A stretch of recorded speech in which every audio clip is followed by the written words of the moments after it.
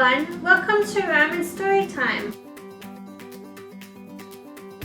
The Berenstain Bears and the Papa's Day Surprise by Stan and Jan Berenstain. Papa Bear is a bear of many opinions. He has opinions about all sorts of things. He has an opinion about the best way to fall trees. Timber! He has an opinion about predicting the weather. The best way to predict the weather is by observing the length of the woolly bear caterpillar's coat. He has an opinion about the best kind of honey. No question about it, wild honey is the best. And though in his opinion Mother's Day is a fine and proper holiday and a worthy tribute to the institution of motherhood, he didn't think much of Father's Day. Let's just skip Father's Day this year. It's just a scheme to get folks down to the mall to buy lots of gifts, not to mention a bunch of icky, sticky Father's Day cards. That's fine with us, said Mama. It's a busy time for me with the Croton Bee coming up. And with the school year ending, the Cubs are going to be pretty busy too. Then it's agreed, said Papa. We are not going to make a fuss about Father's Day. A few days later, Papa was fixing a creaky front step. Mama was working on her tulip bed, and baby Honey Bear was playing on the grass. Above their heads, a pair of robins were hard at work building a nest. The fuss about Father's Day is a lot of nonsense, said Papa. Look at that Daddy Robin helping that Mama Robin build a nest. He doesn't need to have a fuss made over him.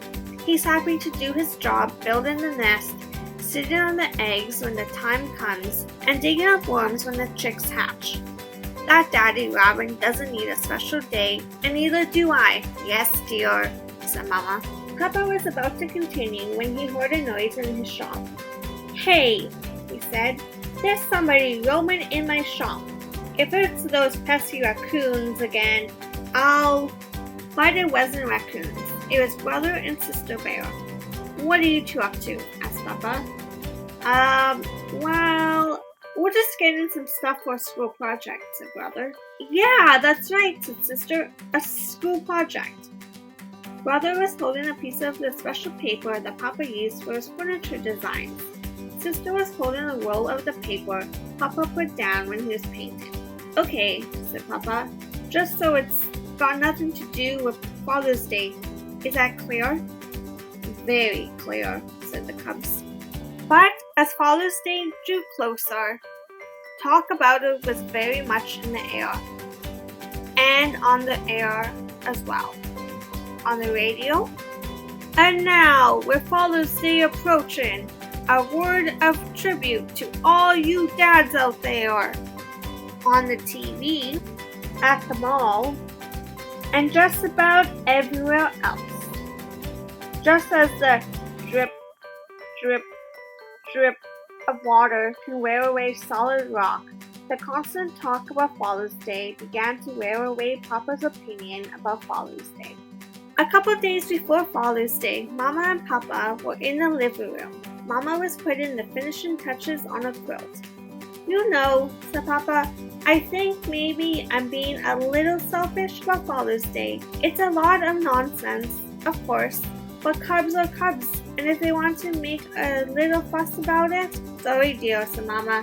I was counting stitches and didn't hear a word you were saying. Then the phone rang. Mama picked it up. Yes?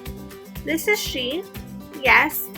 Oh, Miss Bruin, it's all arranged. See you there. Goodbye. What was all that about? Asked Papa. Well, just some quilting business, said Mama. By the way, asked Papa, where are the Cubs? They're over at Cousin Fred's, working on a big scout project, said Mama. Oh, said Papa, I thought they were working on a big school project. Oh yeah, that's right, said Mama. It's a big school and scout project.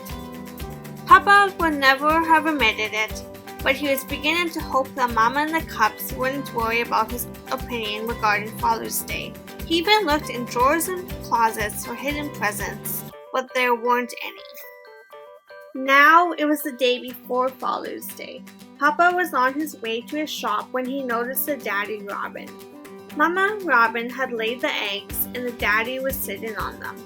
"Mr. Robin," said Papa, "I think Mama and the cubs are up to something, and I think I know what it is. It's Father's Day. They're going to surprise me." Mr. Robin didn't say anything. He just sat there. Papa knew what Mama and the cubs were doing. They were pretending to skip Father's Day. Well, two could play at that game. Tomorrow morning, when he woke up to breakfast in bed and lots of presents and cards on Father's Day, he would pretend to be surprised. But the next morning, he didn't have to pretend. He really was surprised. There was no breakfast in bed. There was no gifts and no cards. But wait a minute. What was that delicious smell coming from the kitchen? It was his favorite food, French fried honeycomb. There was going to be a Father's Day breakfast. It just wasn't going to be in bed. But the French fried honeycomb wasn't for him at all. Mama explained that it was for a gift for the new family down the road. Papa went out and sat on the front steps. The Daddy Robin flew by. He was carrying a worm to his newly hatched chicks.